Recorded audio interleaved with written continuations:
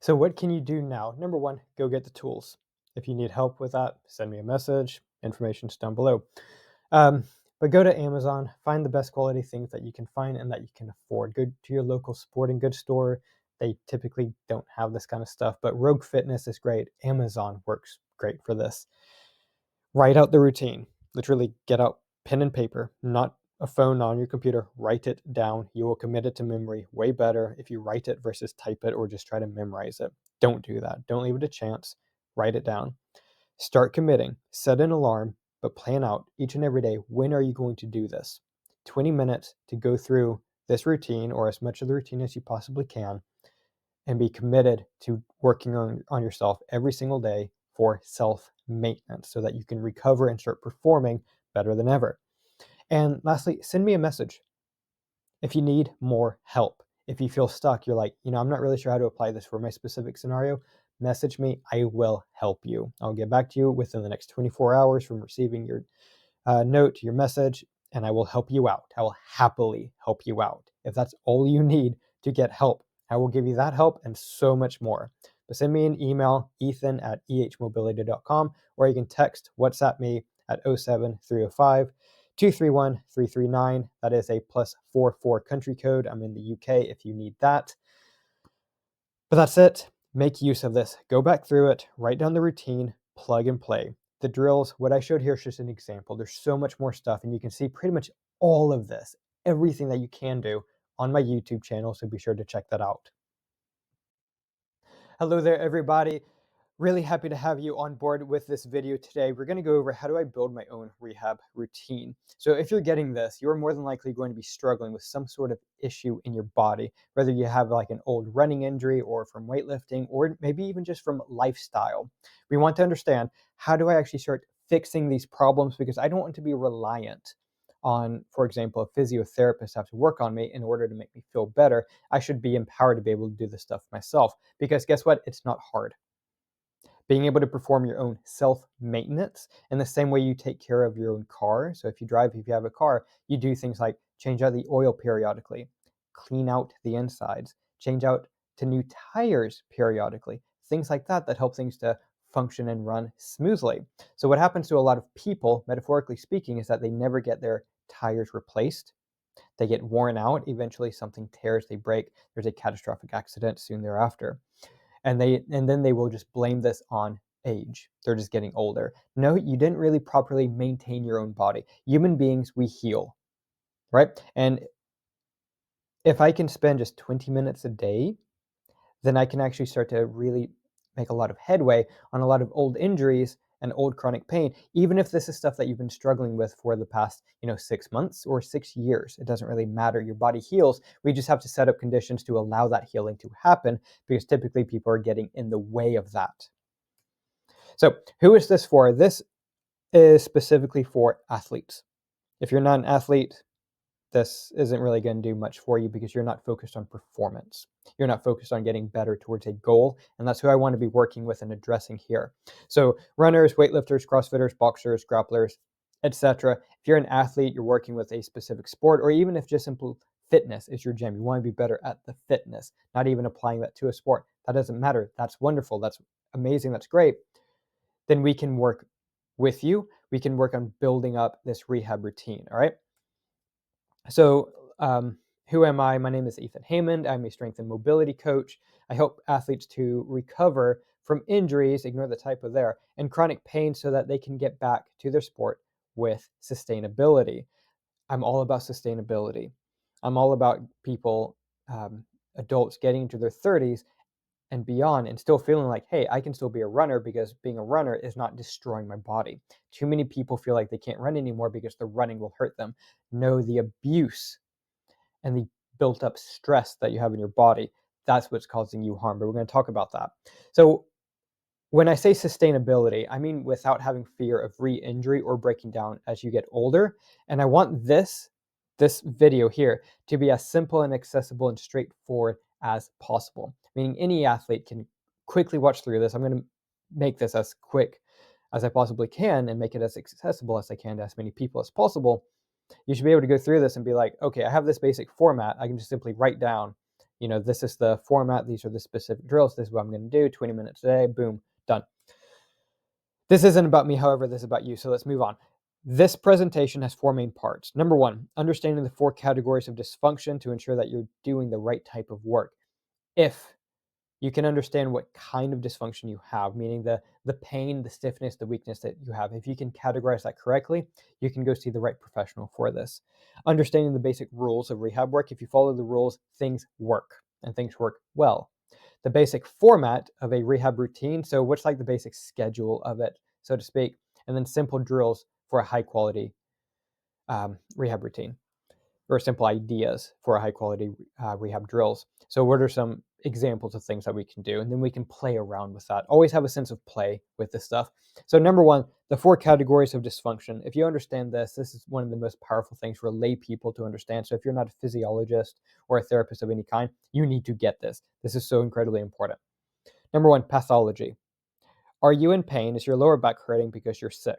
Do you have any symptoms of being sick? If so, go see your doctor. What are symptoms of being ill?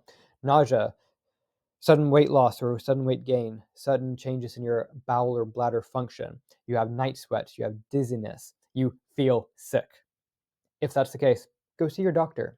This stuff isn't going to really help you that much. Some of the stuff might help alleviate a bit of pain, but go see your doctor. Take care of your health. Catastrophe. This means that shit happens. Accidents happen. I'm walking down the sidewalk and a rugby player just comes out of nowhere and side tackles me and shatters my knee. Maybe that's why my knee is hurting. Okay? If that happens and something is broken or you're bleeding profusely, go see a doctor. They will be the ones to help you. If you come see me for that, I'm going to tell you, I'm going to ring you up an ambulance. I'm going to get you sent to the hospital so you can see a doctor. All right? Posture/position. Position is power. If you have great position for whatever you're doing, things just kind of work normally. Okay? If you have very poor posture habitually, things don't work well. And this has a lot of different presentations, a lot of expressions, but basically you have very poor circulation, you have very poor strength. When you have poor posture, as that becomes chronic, well, then you chronically have poor circulation, so poor nutrient delivery. That means you have poor healing. So as your cells just kind of naturally regenerate over time, that happens less and less effectively. And then we call it aging. It happens anyways, but it's supposed to happen on the scale of many, many, many decades, not many years. Okay? And then also mobility, which specifically means that things are too tight going around the joint. So your quads, for example, your quads aren't just on your femur. They cross from the top of your hip all the way down across your knee, and they attach onto your shin bone. If those quadriceps are extraordinarily stiff and tight, your knee is now under a lot more pressure, and there's going to be a lot more grinding in there. You won't be able to get synovial fluid, which is what hydrates your joint and delivers nutrition in there. It won't heal. If you can't get nutrition somewhere, things don't heal that well. So we are going to use the example of having knee pain. Is your knee pain because you have the flu? That can happen. It can feel achy, absolutely. Is your knee pain because you had some kind of catastrophic accident? Maybe you tripped down the stairs and it collided in concrete. That would hurt. That sucks. It happens. Accidents happen. No, it didn't happen from either of those. Is your knee pain because you have a sedentary lifestyle, you work at a desk for 30 hours a day, 10 days a week? And then after a few years of doing that, because you've been doing it, hey, coincidentally, as of today, 10 years of that. God, that sounds awful. Maybe it's because things have been in such a crummy position for so long. They've atrophied, they've gotten really tight and weak. Because posture and mobility, they go together. You don't get one without the other. Even if you have great posture, though, you can have poor mobility, technically. And if you have great mobility, you can technically have poor posture at any given moment. Posture/position is how you arrange yourself for any given moment, any given task. And we want to optimize that position, that posture, for having the most amount of strength and just feel the best that we can in any given moment. So what are the basic rules? So when I'm going through the upcoming mobility drills, I need to be following these drills. So stay out of the pain cave. Do not intentionally create pain. Why? Because pain, it makes you flinch, it makes you tense up where you're trying to get things to relax, right? You want to be able to breathe. If you go into a drill and it hurts so much that it takes your breath away, that's too much. You need to back off. This is not about pounding your tissues into submission. You're trying to be loving to yourself You're trying to get your body to relax because a relaxed body heals. We'll talk more on that in a moment. Prioritize spinal alignment. You want to be thinking about having good posture via your spine. That'll be you can see other videos. I'll put some links down in the notes for what specifically that means. But it means don't sacrifice position. Don't get into really crappy posture when you're doing the drills. If it feels sketchy, it is sketchy. We call this old knowledge of the body, where it's like, if I'm doing work around my knee and I feel like, hey, if I do this drill, it feels like I'm going to dislocate my knee. What that means is that if you keep doing that, you're going to dislocate your knee. Don't do it. It feels sketchy, right? If it makes you feel sick, nauseous, don't do that. If it feels creepy, it is creepy. If you're working with somebody else, they're doing the mobility work on you, which have a super friend. Everyone needs to be able to do this work with somebody. It can be a lot more effective. But if it feels creepy and you're getting bad vibes, it is creepy. Don't let it happen. 2 minutes per drill, slowly and gently. Make the most out of that time. Work upstream and downstream of the perceived issue. So if you have knee pain, don't focus on the knee. Focus on the shin and the foot and the quads and the hips, or the thighs and the hips. Mobilize in the position of restriction. So if I have knee pain, it can't just simply be, I massage out my quads and then that's it. I have to work in my squat position. We'll talk about that in a moment. And always test and retest. So what we do to start off is that number one, we always test the relevant position. If I have knee pain, my ability to squat is now dysfunctional. I don't want that dysfunction, right? I need to be able to squat to my fullest capabilities. So I have the knee pain for whatever reason. I just woke up this morning and it was like that, right? How many of us have experienced that? I want to test my squat. We're going to show that in a bit. And I want to show, hey, is my squat optimal? Yes or no? It's not because of this knee pain. I can only go like 1/4 of the way down to my squat before things are atrocious. And so we are working on testing and retesting that position. So I go through the drills and I retest my squat. Is this making your squat better? Perfect. Is it not? Then either do that more or stop doing it. But the basic format for the rehab routine is always test the relevant position. Start off by assessing your capacity for position. You want to go through some kind of relaxation work and lymphatic massage. These two I'm not going to go into detail here, but usually what I tell people is you go to YouTube, you type in breath work for relaxation, and you spend 2, 3, 4, 5 minutes doing that. You want to be relaxed because a stressed body does not heal. A stressed body does not adapt, right? Remember, exercise does not make you stronger. Exercise makes you weaker.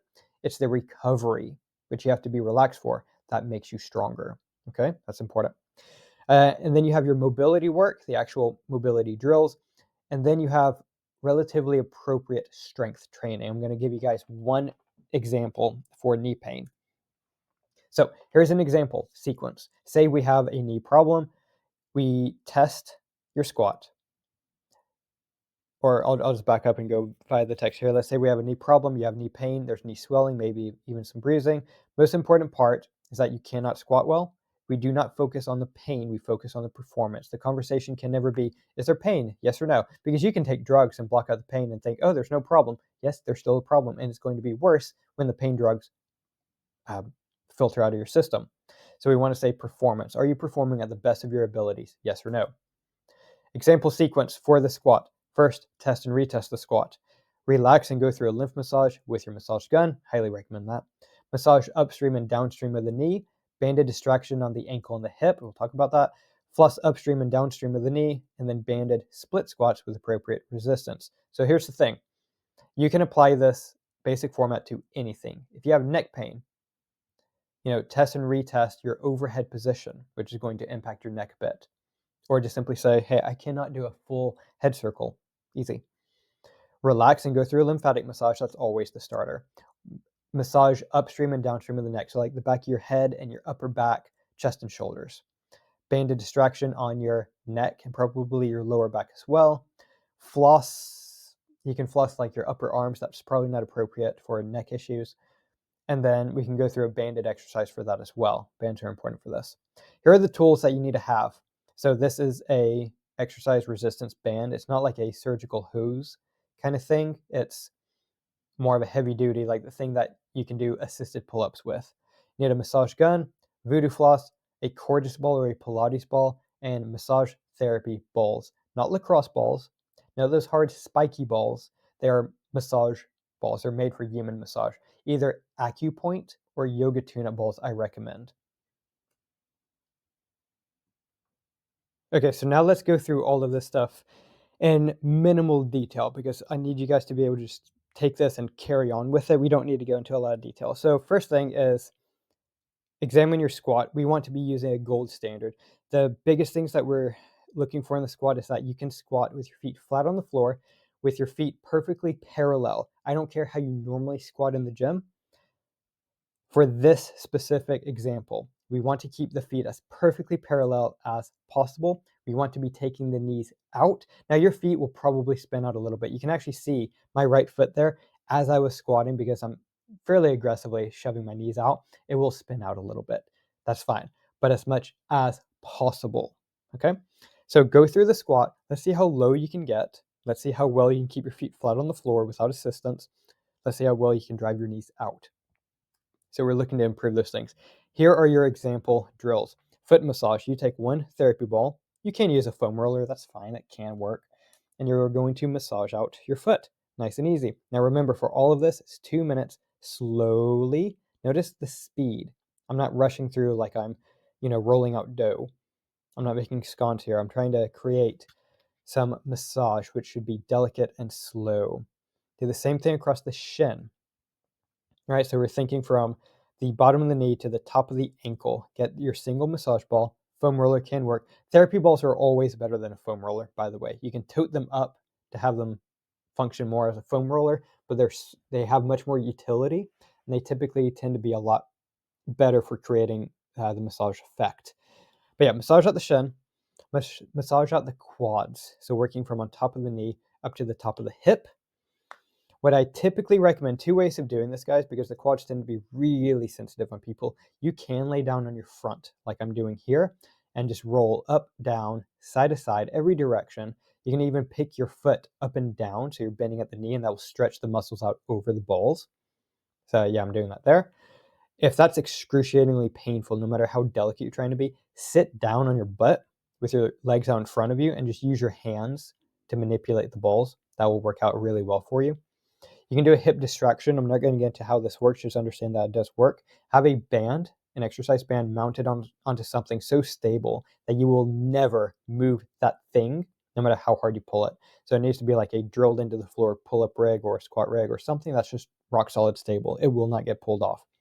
And you're going to put that as high up your thigh as is comfortable. Guys, don't strangle your crotch. It happens to people. Don't do that. It's weird. And move your body around that, okay? So keep it appropriately high up your thigh. Move around in circles. Like I spend about 30 seconds per direction, and just move your hip about. 2 minutes on that. Ankle distraction, exactly the same thing. Make sure you're wearing shoes that have good traction with them when you're doing this. Otherwise, it can pull you back more easily. But just put that right onto the bottom of your shin bone. And this is just going to help to open up your hip bone in the previous case and your ankle bone in this case. 30 seconds per direction, just move around, help to get the joint opened up more. Foot and ankle flossing. So if you don't know what voodoo floss is, you are missing out. You need to get a wrap. They are extraordinarily important for any athlete. This is the most important tool for you to have in your toolkit. This and massage therapy balls and a massage gun. So you want to rep through this. I'm not going to go into how to use this. I have other videos talking about that, and doing this will save a lot of time. But also doing this where we are wrapping around the knee and getting up into the thigh. So I'll let this one actually play out. But make sure, because we need a special note on the knee, make sure you start right below the problem area. Make sure you get that anchor strip. That may or may not have been intentional when I did that. But you want to make sure that you have the ability to keep that first strip in place. And then as you're going above the knee, what you're going to see me do right about now is that I bypass the kneecap. Do not wrap the kneecap. You will grind it into your femur as you're doing this, and it's just going to create more inflammation, and it's going to be horribly painful eventually if you're doing that habitually. But you put that on, you put a timer on for 2 minutes, and you move. You walk around, you practice some squats, you pick up your heel like you're doing butt kicks or knee raises, something like that. You just get moving for 2 minutes. take it off for 2 minutes while you do the same kind of thing, move it around and re-roll it, and then you go for it again. After you've done all this mobility work, you can go into banded split squats. For split squats specifically, you don't have to have this equipment, but I do highly recommend everyone needs to have an X3 bar. Any more information on that you would like, please let me know, and I'm happy to go into detail. But you want to go nice and slow, holding the band where you are maintaining constant tension, and you want to be going with a relatively short range of motion. So I'm only going from about parallel, so my thigh is parallel to the floor, my hip is in line with my knee, not below. I'm not doing a full range of motion squat, and that's intentional. And I don't go all the way up. I have knee pain, I have knee joint dysfunction. I don't want to be aggravating that. So do not lock out the joints. Having this idea that I have to always use full range of motion or else the rep doesn't count, that's total bollocks and doesn't even make any sense for this context. This is not a competition. Okay? I'm not trying to go full range of motion for a judge to judge my rep as being complete. What matters here is that I'm stressing the muscles without overloading the joints in such a way that I can invoke healing, because this will cause blood flow restriction, which aids in hypertrophy, so building muscle. And you're going to be able to get a lot more force on your muscles using this kind of movement. Play that again. As opposed to doing the same thing with free weights. This will work significantly better using a band. And for the split squats, you don't need the equipment. You can have the band going around your foot and just simply hold the band in place across your shoulders. Okay? And that's it. That's what a simple routine would look like. Okay? Whoops, what am I doing there?